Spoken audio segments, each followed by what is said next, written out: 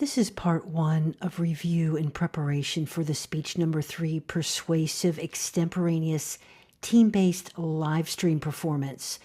And as usual, I've got the assignment set up, and on the bottom, I always have these key resources on the very bottom.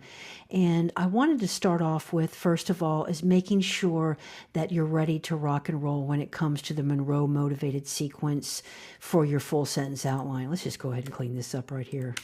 So if we check on the template, there's some different files that you can look at. And in fact, I just uploaded a more recent example. This template has everything that you need to create your outline.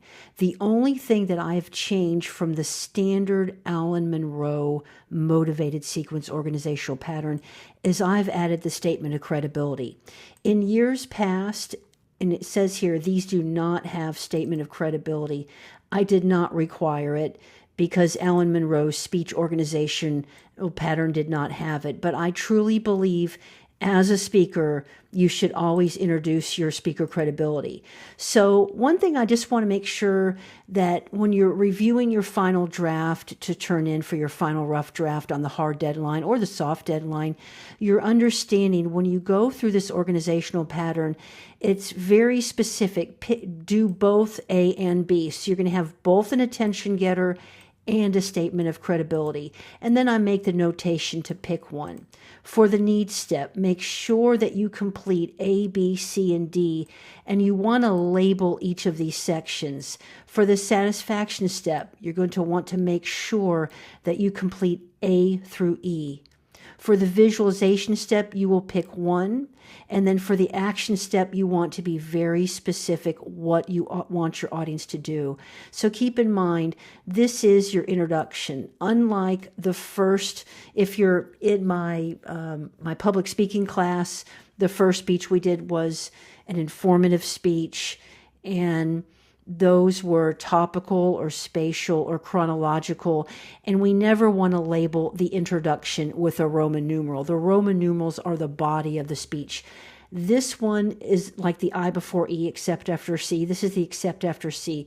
This is a 5-step speech that's sequential. So you definitely want to label your introduction, and then you have these different options. For the need step, this is where you're establishing your problem.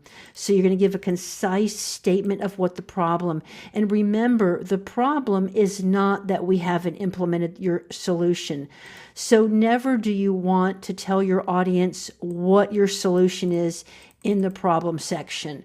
Remember, this is like the old pharmaceutical ad or the old school, whatever, deodorant ad, food ad back in the day on TV for advertisements. And the corporations did not want to tell us what the solution was until they created a need. So you're going to tell us, so for example, if your solution is school uniforms, you do not want to say the problem is that we don't have school uniforms. You want to talk about other causes, maybe academic performance, maybe there's bullying because of what kids are wearing. Never do you want to tell your audience the problem is that we don't have school uniforms.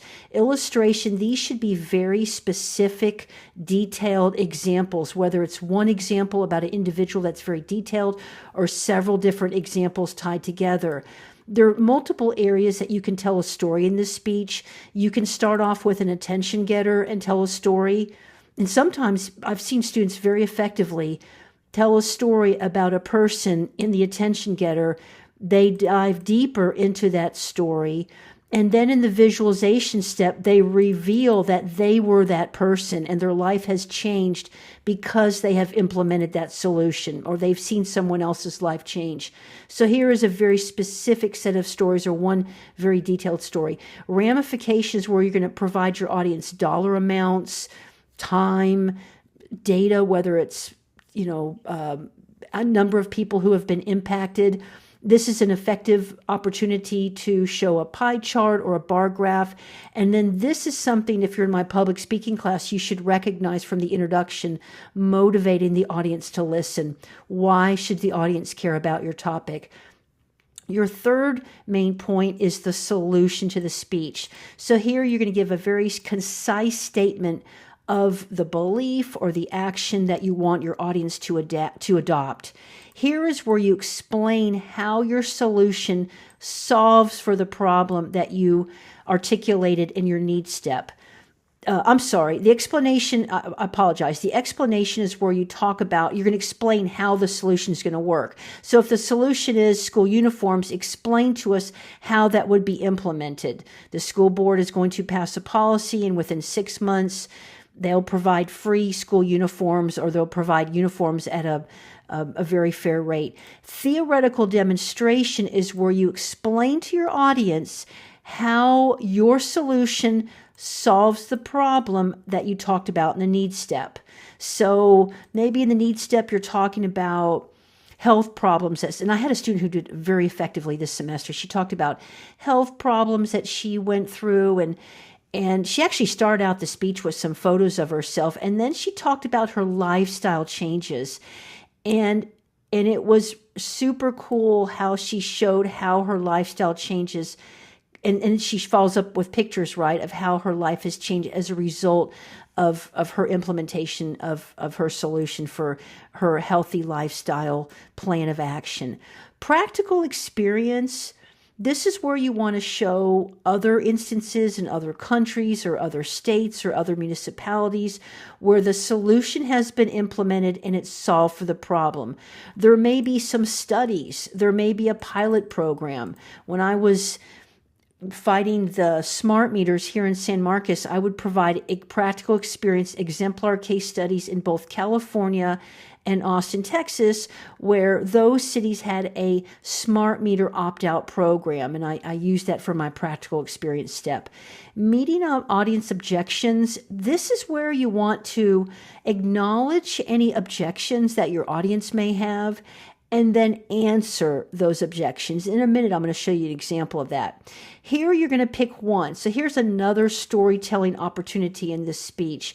You can tell us the world, it's all puppies and rainbows, peaches and cream with your solution, or you can tell us, oh my goodness, this is how horrible the world is going to be without my solution. Or you can have a contrast method where you talk how the world is going to be negative as a result of not implementing your solution, and then how the world's going to be awesome because of implementation of your solution. So that's what the contrast method is. Tell us specifically in the action step what you want your audience to do. So don't just, I remember back in the day when the Sea World, like the orca whales, when that independent film came out, people would give speeches or teams. We would have like a team assignment, and they'd say, go sign a petition. I want you to tell me as an audience member, if I'm listening, what petition you want me to sign. Some of them, they may be fake petitions, or they may not be the petition that your organization supports. If you want us, so just be very specific in your action step. Now, let's go. So this is the template, and it's provided right here, okay? And actually, this is a chapter that I wrote for a business communication textbook, but you may find this interesting because I go through, the only thing the caveat is in here when I'm writing this, I'm not talking about the necessity that I now believe that all speeches should have a speaker credibility section. So now let's take a look. Let me just jump over here. This is the template, and here is right here is where you're going to go. The examples let's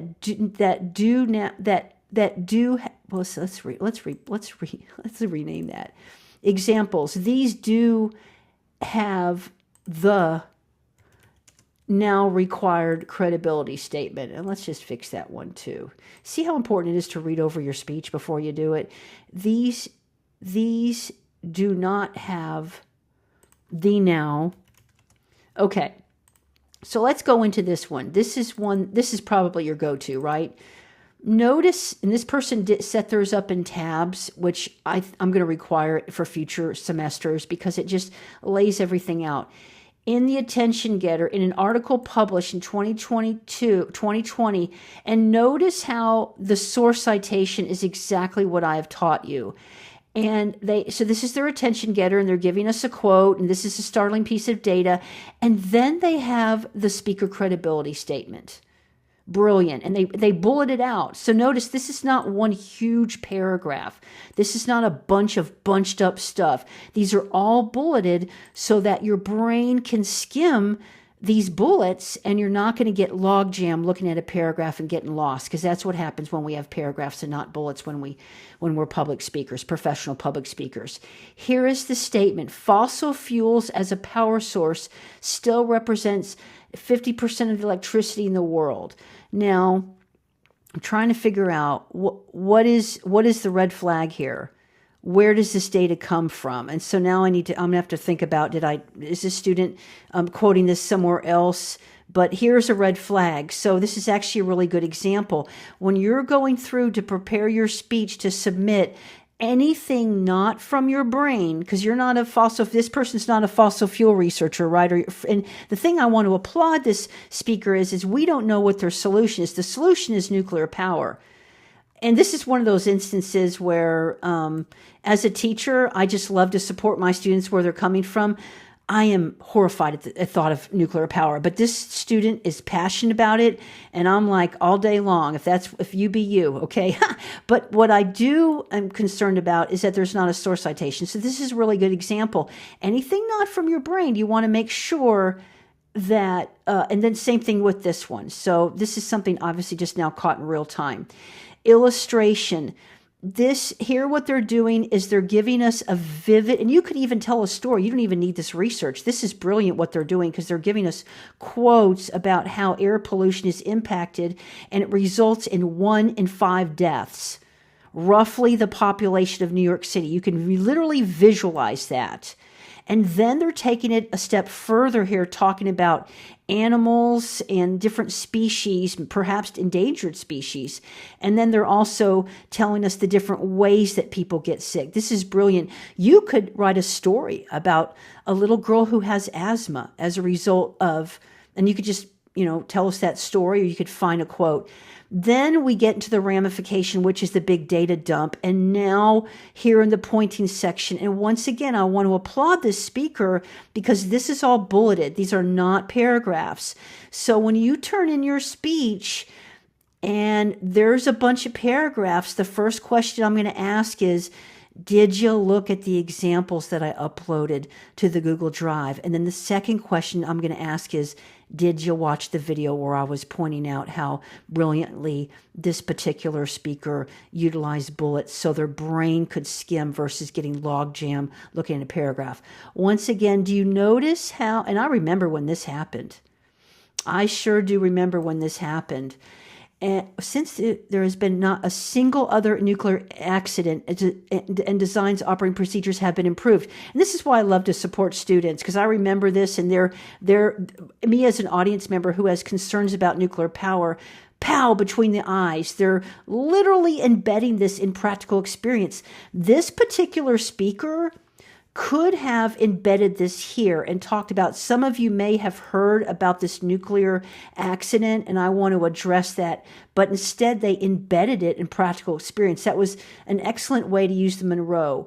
So, quote, okay, next. So in an article, so they have the full source citation here. So just make sure you're doing your source citations correctly. And they're even making notes for their slides. So this is just a wonderful example. And notice how the works cited list is not a bunch of links. And then here's the brain dump. Isn't that cool to see how this one brain dump ended up in this exceptionally polished outline?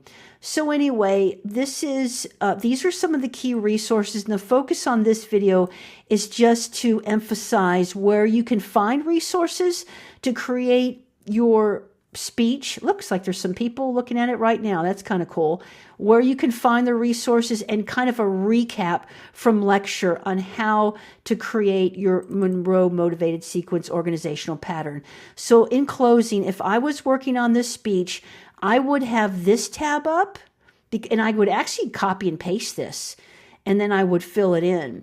The second tab I would have up is my particular outline, and then I would have one of these examples. So this is just, once again, a resource on how to some final thoughts, checklists before you turn in your Monroe Motivated Sequence organizational pattern, your persuasive speech.